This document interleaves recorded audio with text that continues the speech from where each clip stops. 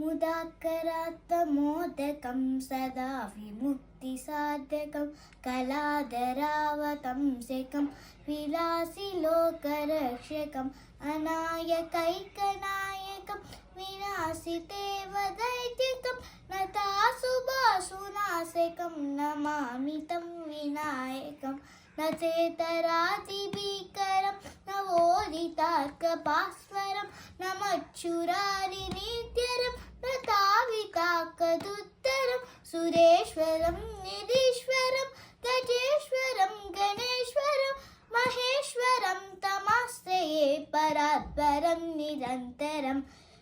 समस्तलोकशङ्करं निरस्तदैत्यकुञ्जरं तरेतरोदरं वरं वरे भवक्त्रमक्षरं कृपाकरं क्षमाकरं मुदाकरं यशस्करं मनस्करं नमस्कृतां नमस्करोमि भास्वरम् अकिञ्चनातिमार्जनं शिरन्तनोक्तिभाजनं पुरारिपूर्वनन्दनं सुरारिगर्वचर्वणं प्रपञ्चनाशभीषणं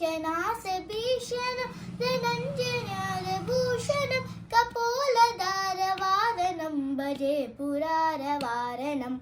कान्तिमन्तकान्तिमन्तकान्तकार्मजम् अचिन्त्यरूपमन्तहीनमन्तर यकृन्तनं हृदन्तरे निरन्तरं वसन्तमेव योगिना तमेव